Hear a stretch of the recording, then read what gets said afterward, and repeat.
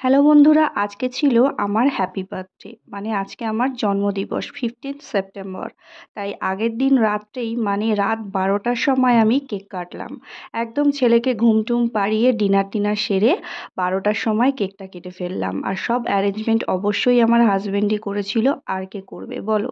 তো আমার যেহেতু চকলেট ফেভারিট, ওই জন্য চকলেট ফ্লেভারের কেক এনেছিল। আর আমার জন্য ছিল একটা গিফট।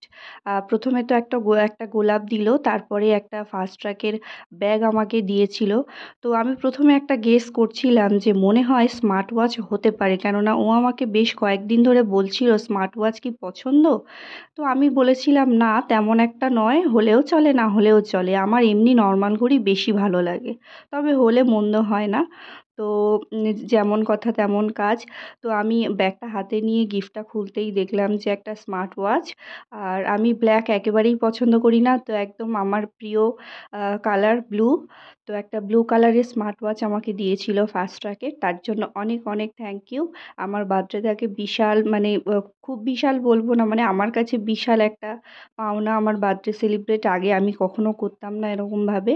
ও বন্ধু বান্ধবদের সাথে করতাম, তেমনভাবে একটা জাঁকজমক ছিল না। তো বাইরে ছোট করে আমার বান্ধবী আমাকে নিয়ে সেলিব্রেশন করতো। তো যাই হোক, বিয়ের পরে বেশ ভালোই কাটছে, প্রতিটা বছর জন্মদিন আমার হাজব্যান্ড এইভাবেই সেলিব্রেট করে।